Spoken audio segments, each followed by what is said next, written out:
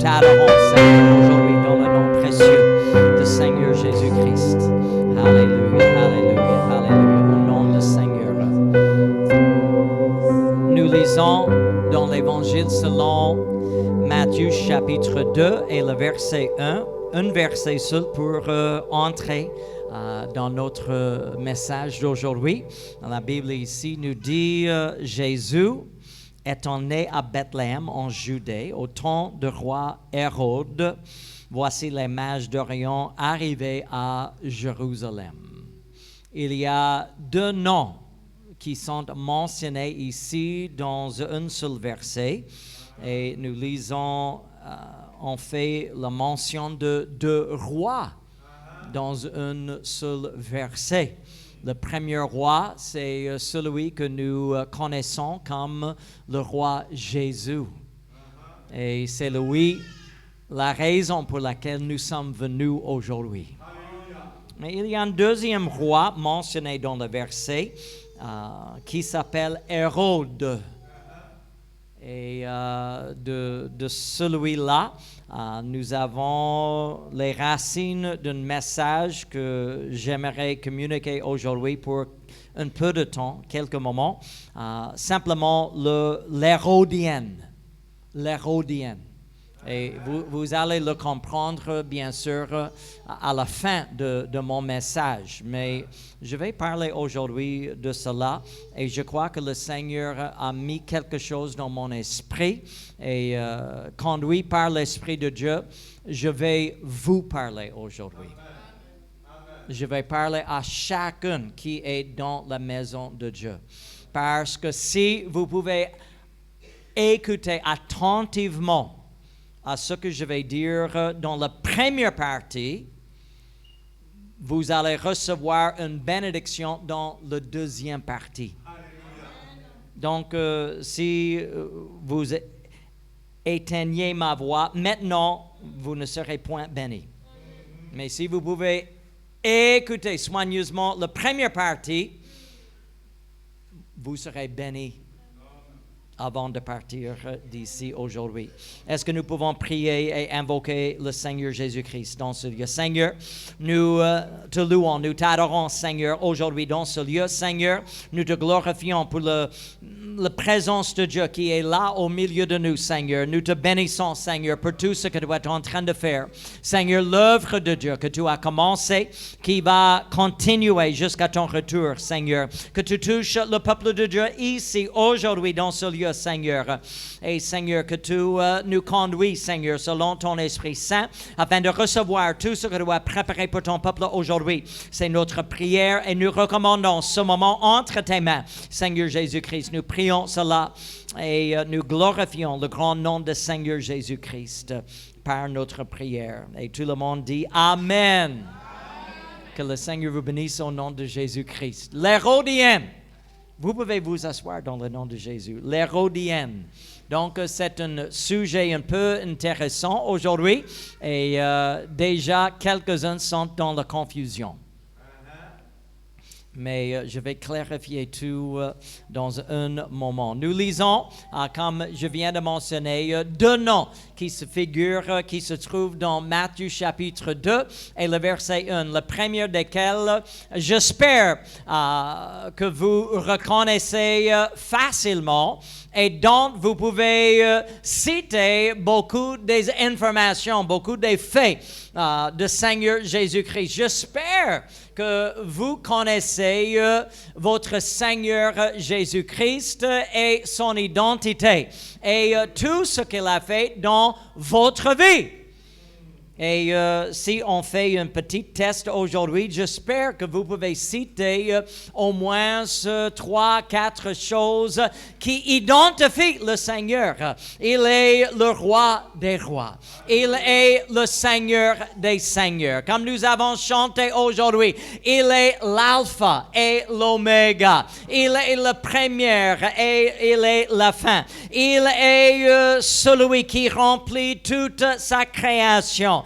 Il est celui qui est l'agneau et le lion. Il est notre souverain sacrificateur, intercesseur et celui qui règne éternellement. Je rends gloire à Dieu pour celui qui est mon sauveur. Mais l'autre roi, peut-être vous avez entendu parler de lui et on a mentionné ce nom parfois dans l'histoire de la naissance de Seigneur Jésus-Christ, même au moment de la mort de Seigneur Jésus-Christ. Et maintenant, je vais mettre, la pression sur nos élèves de l'école biblique. Il venait de recevoir des certificats, des diplômes.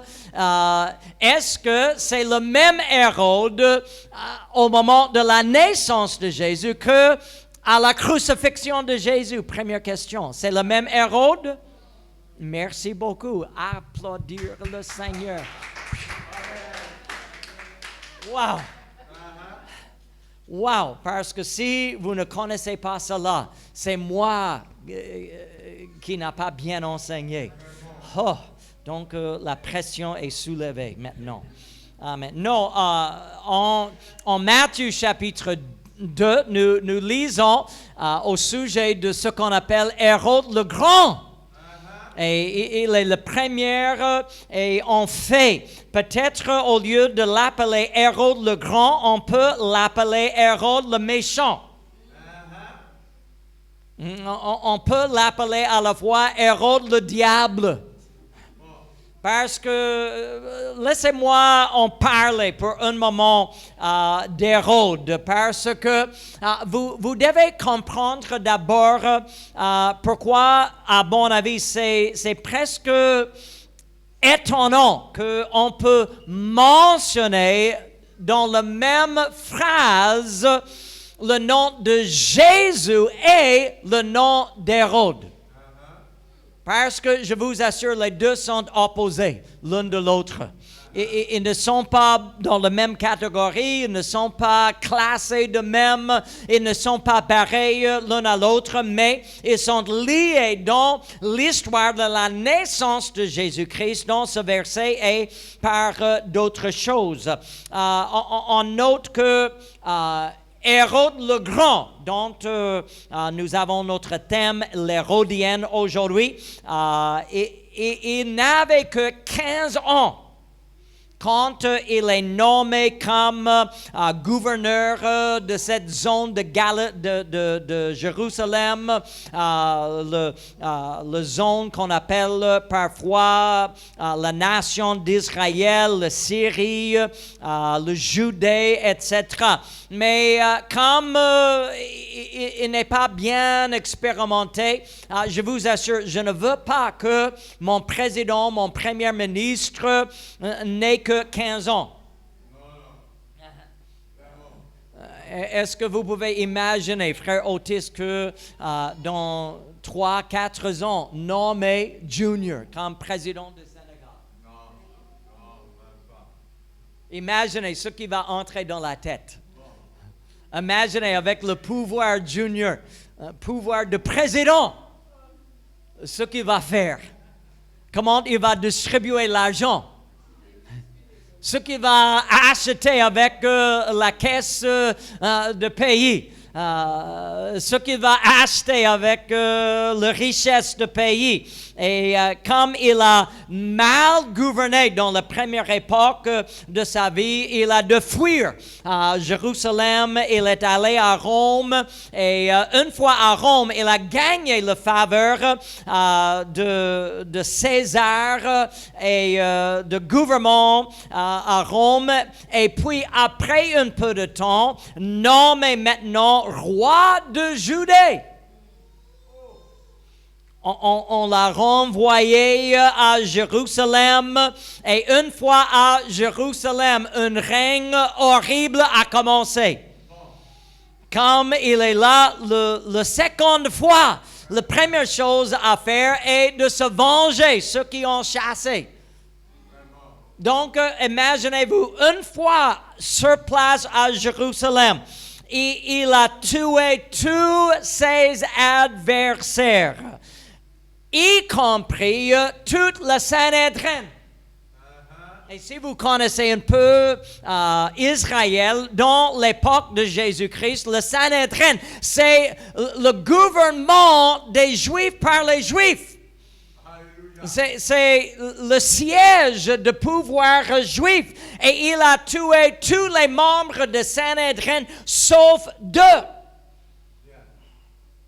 Dans le temps, il a exécuté successivement d'autres gens. Il a tué quelqu'un qui s'appelle Hyrcanus, qui était le grand-père de sa femme, Myriam, pas notre Myriam. Finalement, après un peu de temps, malgré son amour pour elle, il a tué Myriam.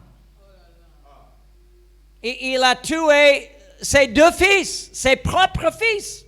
Et il a tué même son fils aîné, Antipater. Et même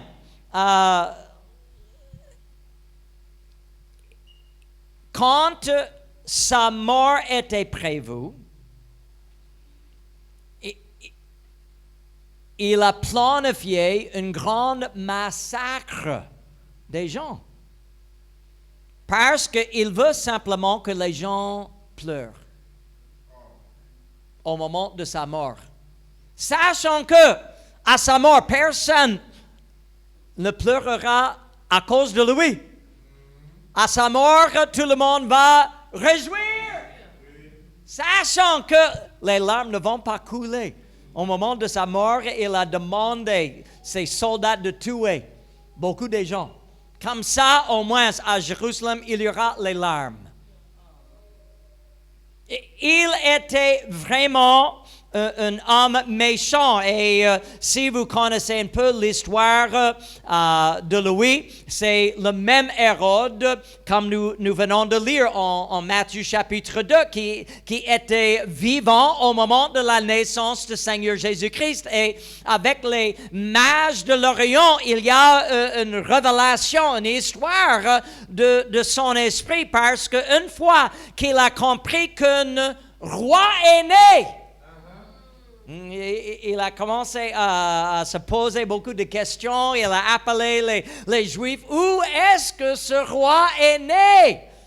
Oh, selon les prophéties, c'est à Bethléem.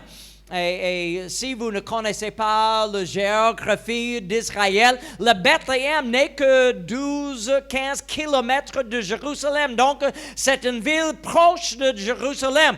Et raison pour laquelle il a envoyé, après la naissance de Jésus, une fois qu'il a compris que le Messie, la promesse, sera né à Bethléem, et il a envoyé encore une cohorte de soldats afin de tuer tous les enfants. Et il a même tué ses propres enfants. Parce qu'il n'a point voulu que quelqu'un le remplace. Il est si méchant. Il est si méchant que même le César, le grand chef de tout l'Empire romain, il a dit une fois, et c'est un petit jeu de mots en grec, parce qu'il y a 2 mots qui se semblent l'un comme l'autre. Un de ces mots, c'est le mot ou ous. Et cela signifie les cochons. Et il y a un autre mot qui signifie fils, qui est ouios.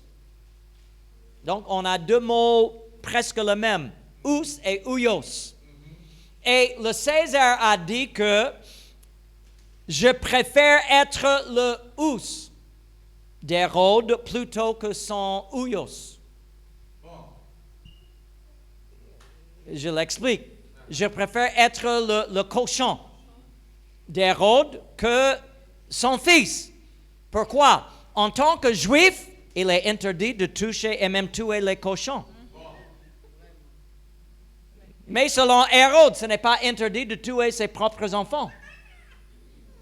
Donc, César, le grand chef de Rome, a déclaré, c'est mieux d'être le cochon d'Hérode. Parce que comme ça, il va sauvegarder votre vie.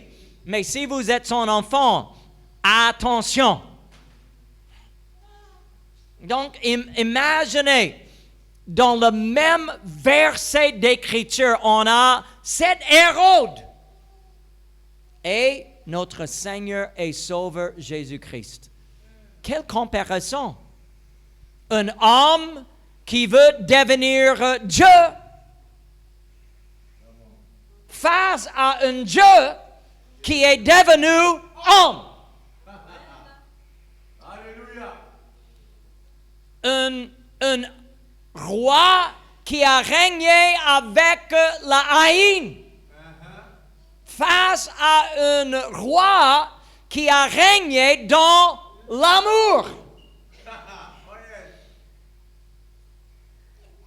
Un juif qui veut devenir roi face à un roi qui est devenu juif. Nous connaissons bien sûr la différence entre le Seigneur Jésus-Christ et Hérode.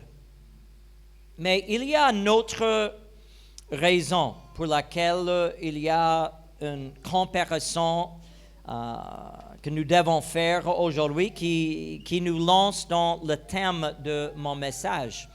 Et ça, c'est le lieu où Jésus-Christ est né.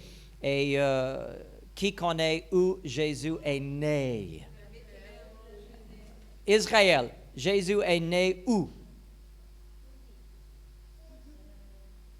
En quelle ville? Bethléem. Ouais, bravo. Est-ce que c'est vrai, Melissa? Daniel, où est Jésus né? Wow, bravo. Amen. Oui, excellent, très bien. On a la participation de tous nos enfants aujourd'hui. Gloire à Dieu. Amen. Et Bethléem, si vous ne connaissez pas, c'est la ville de David. Et comme je viens de mentionner, les deux villes de David, il y a la ville de sa naissance, Bethléem, et il y a la capitale, Jérusalem, qui est aussi reconnue comme une ville de David. C'est là où il a construit son palais. C'est là où il a rêvé même de construire un temple pour la gloire de Dieu. C'est là où il a établi son royaume.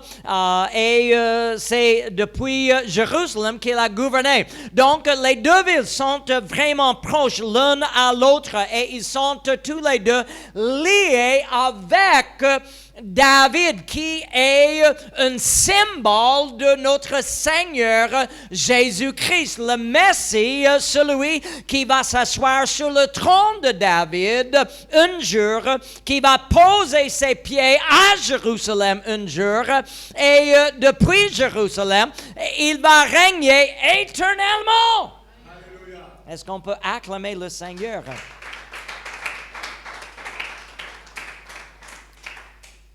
Et la Bible même nous dit, et si vous voulez la référence dont j'ai déjà parlé, Michée chapitre 5, le verset 2, c'est la prophétie depuis l'Ancien Testament qui a déclaré là où le Messie, le Seigneur, sera né. Et toi, Bethléem Ephrata, petite entre les milliers de Juda. Et nous avons bien entendu parler aujourd'hui des milliers. Qu'est-ce que cela signifie? De toi sortira pour moi celui qui dominera sur Israël. Et dont l'origine remonte au temps ancien, au jour de l'éternité. Et ça, c'est une prophétie qui signifie d'abord que c'est Dieu lui-même qui s'est manifesté dans la chair, mais cela signifie également dans la ville natale de David, il sortira un jour celui qui va servir comme le roi, celui qui va dominer, celui qui va régner pour toute l'éternité. Alléluia. Et si vous visitez Bethléem, ce n'est pas nécessairement une ville où vous pouvez anticiper des grandes choses. Je ne sais pas le village d'où vous êtes venu, ou le village où se trouvent aujourd'hui vos parents. Peut-être vous avez vécu toute votre vie dans une grande ville, mais pour beaucoup parmi nous, nous avons des familles dans des tout petits villages. Et c'est sûr et certain, dans les tout petits villages, on ne peut pas anticiper parfois des grandes choses. Et Bethléem était une telle ville. Et c'est pas loin de Jérusalem, mais quelque chose s'est réalisé dans le temps d'Hérode. Dans le temps d'Hérode, il a construit ce qu'on appelle l'Hérodienne.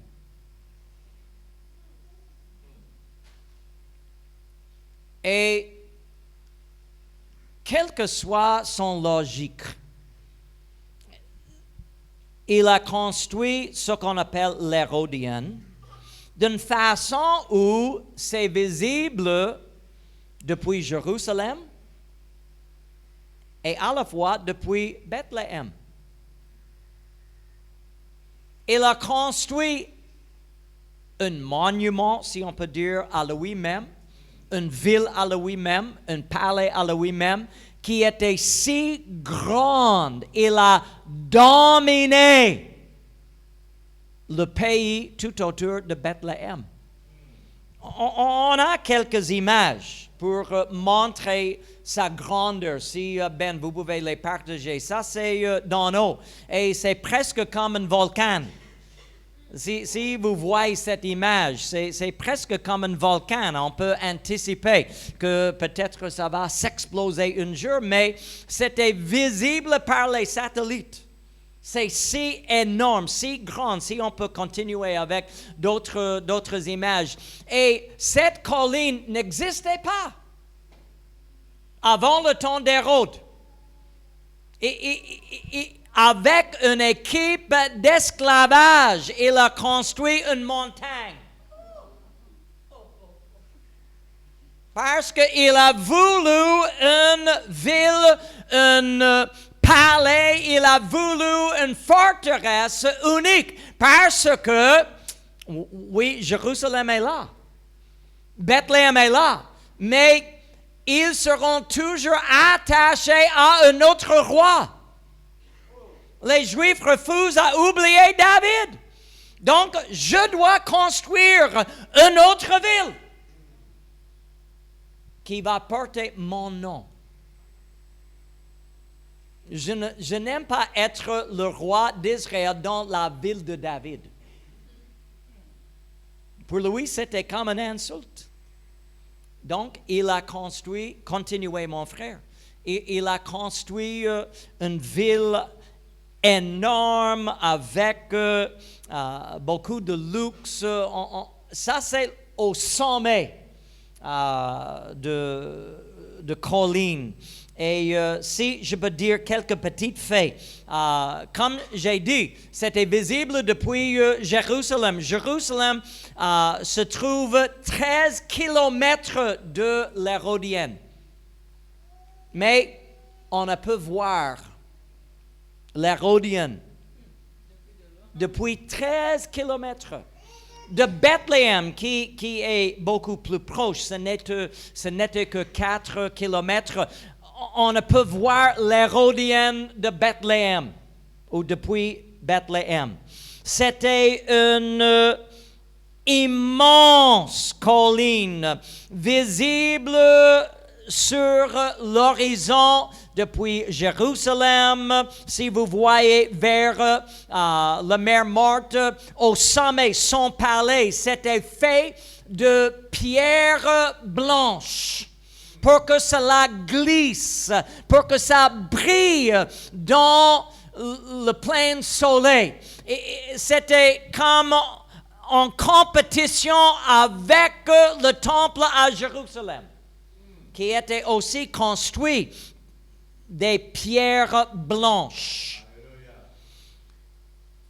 Et dans cette ville, il y avait une grande piscine de longueur de 60 mètres, largeur de 40 mètres, 45 mètres, excusez-moi, au milieu d'un désert. Simplement pour s'amuser. Et il y avait les grands jardins, les immenses citernes. Pour monter d'en bas jusqu'en haut, il y avait un escalier de plus de 200 marches. Je ne sais pas si vous avez visité le monument dont j'ai parlé il y a quelques semaines. Pour faire l'escalier là-bas, soyez en forme. Soyez en forme. Et quand je monte cela, j'aime toujours être le premier dans le groupe pour montrer que, gloire à Dieu, j'ai toujours la santé. Et on a découvert, finalement, ça fait environ 20 ans, on a découvert que Hérode lui-même est enterré dans cette ville qu'on appelle l'Hérodienne. Donc, Hérode a fait tout cela pour sa gloire. Et si nous pouvons continuer à faire la comparaison entre les deux rois. Voilà 2 palais de rois.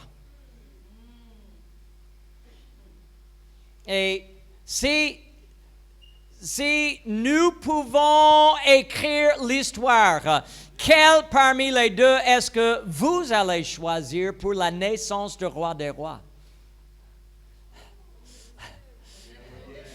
Qui parmi nous va imaginer notre roi et sauveur mailloté parmi les bœufs, parmi les ânes, parmi les brebis? Et on ne sait pas exactement comment se fait le lieu de la naissance du Seigneur Jésus-Christ, mais on peut imaginer si c'est à l'homme à écrire l'histoire. Parce que le crèche du Seigneur Jésus-Christ, je peux dire simplement, se trouve à l'ombre de l'Hérodienne.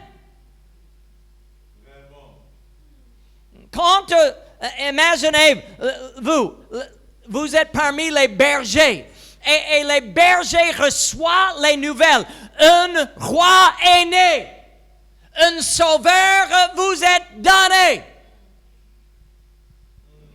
En regardant tout autour d'eux, il y a une chose qui est plus grande, plus importante, et noble de recevoir un roi. C'est l'Hérodienne. Mais les anges ont donné une autre instruction. Vous devez aller à Bethléem. Et là, vous allez trouver l'enfant emmailloté dans une crèche, une mangeoire. Et une fois là-bas, vous allez le louer. Je peux imaginer les premiers pas des bergers étaient au sens de l'Hérodienne. Mais les anges ont dit non, c'est pas là-bas.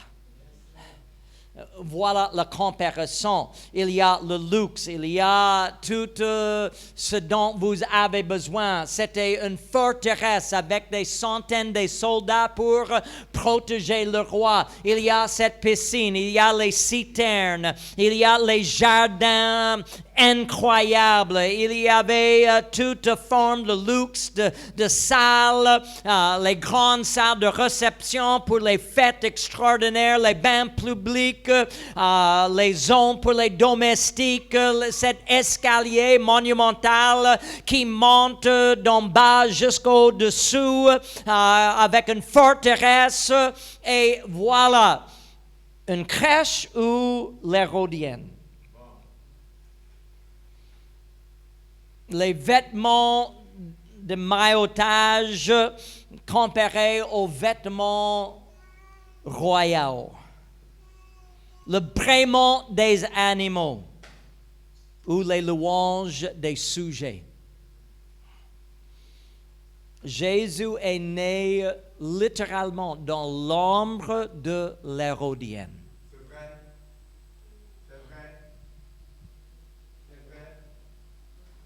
Jésus a continué pendant toute sa vie à grandir en sagesse, en stature,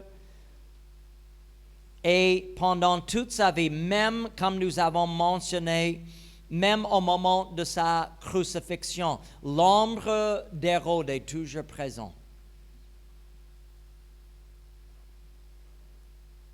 On a envoyé Jésus à son petit-fils, Hérode, un autre Hérode pour juger. Et cet Hérode a demandé, faites-moi des signes, faites-moi des miracles, faites pour moi quelque chose. Et Jésus n'a rien dit. Il semble que Jésus, pendant sa vie, était toujours dans cette comparaison. Il semble que même au moment de sa naissance, jusqu'à sa mort, il y a toujours cette comparaison. Et j'aimerais conclure cette comparaison pour vous dire, 2000 ans après la naissance, même la vie, la mort et la résurrection du Seigneur Jésus-Christ, combien de personnes ont été guéries au nom d'Hérode? Combien de personnes ont été délivrées au nom de Hérode? Combien de personnes ont été délivrées des démons grâce au nom d'Hérode? Combien de drogués ont été délivrés au nom d'Hérode? Combien d'alcooliques ont été affranchis d'alcool au nom d'Hérode? Combien de mariages ont été rétablis au nom d'Hérode? Combien de cœurs brisés ont été guéris au nom d'Hérode? Zéro. Zéro. Rien. Personne. Même si Hérode était si grand et il a construit des palais si grands et il a construit même les collines si grandes et il a projeté, il a communiqué son royaume d'une façon si grande, aujourd'hui on ne connaît presque rien de lui. Mais quand on mentionne le nom de Jésus, les démons doivent fuir. Quand on invoque le nom de Jésus-Christ, les péchés nous sont pardonnés. Quand on s'impose les mains et on invoque le nom de Jésus, les malades sont guéris.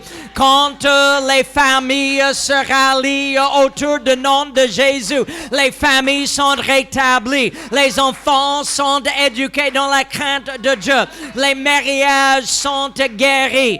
Toute chose est possible au nom de Seigneur Jésus-Christ. C'est pourquoi aujourd'hui, je prêche l'Hérodienne.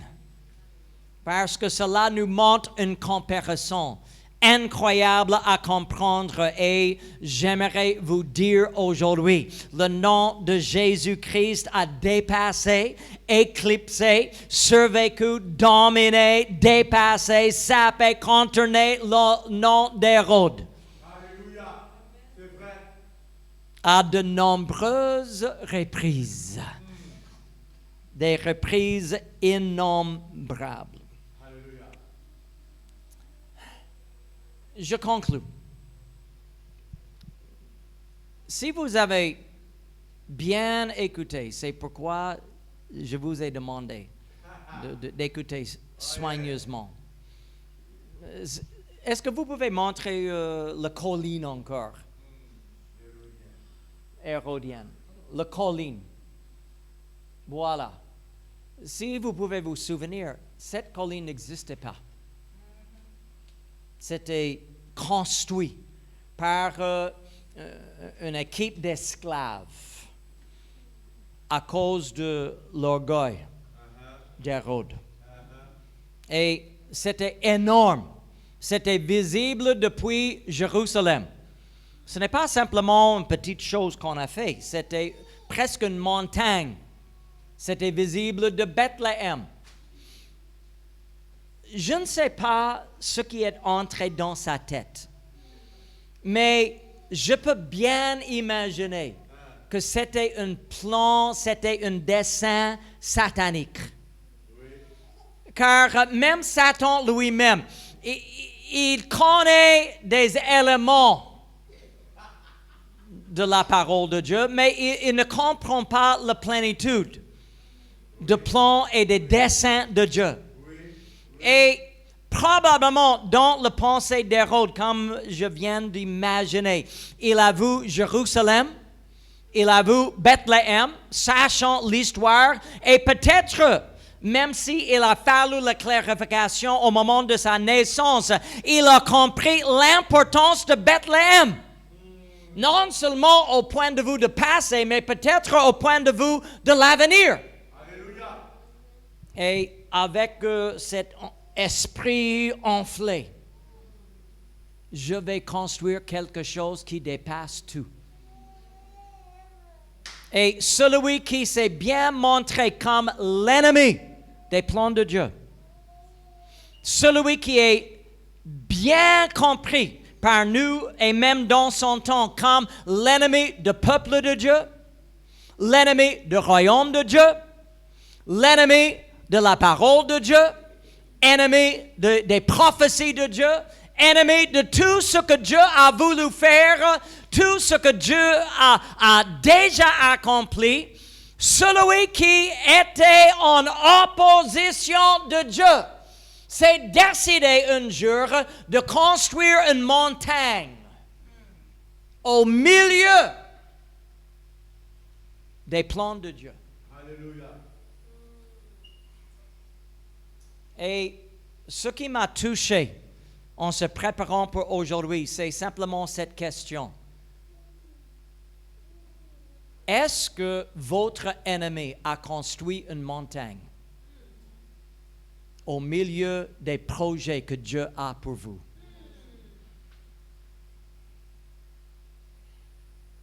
Je vous assure, mon ennemi, il a construit des montagnes dans ma vie.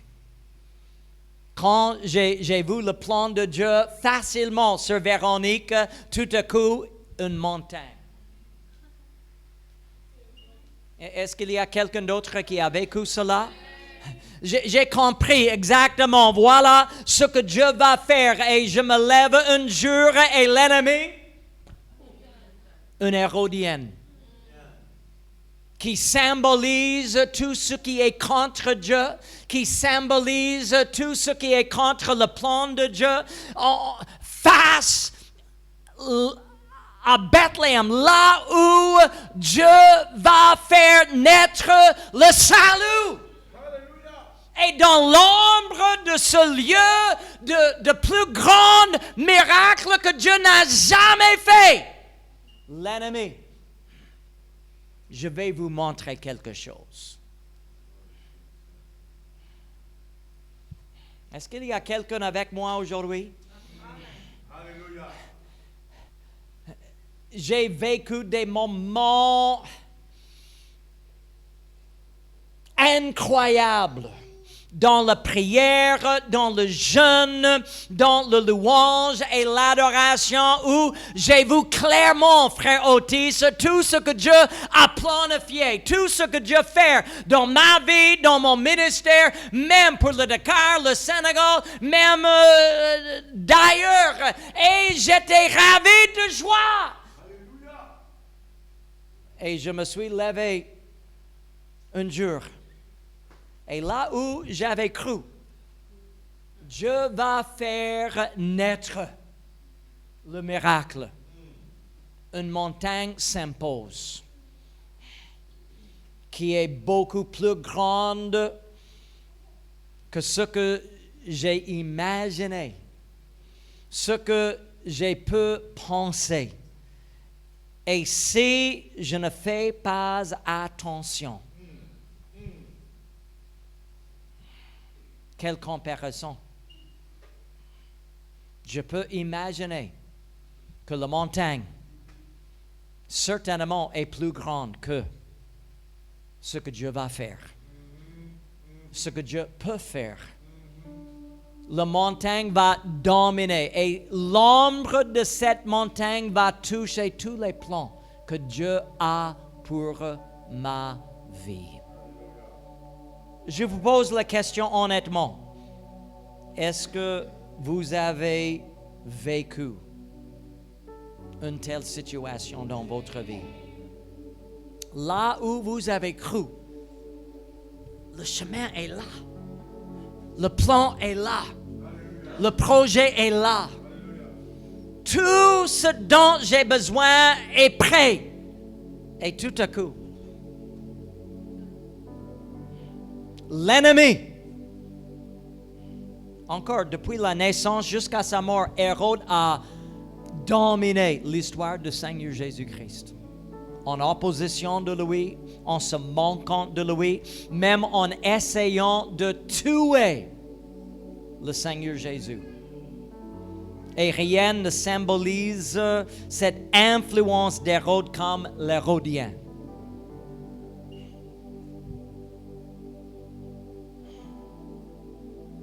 Et j'aime dire, si Jésus a pu être né dans cette situation, dans l'ombre de l'Hérodienne, et comme nous venons de célébrer 2000 ans plus tard, on ne parle pas d'Hérode comme quelqu'un de grand, mais nous célébrons celui qui est le plus grand de tout, le plus important de tout, celui qui est le Seigneur des Seigneurs, celui qui est le roi des rois, le Seigneur Jésus-Christ. Je vous pose la question et j'aimerais que vous répondiez à cette question d'une certaine façon. Si présentement ou si dans le passé, les montagnes ont apparu là où Dieu avait des projets pour votre vie, levez-vous.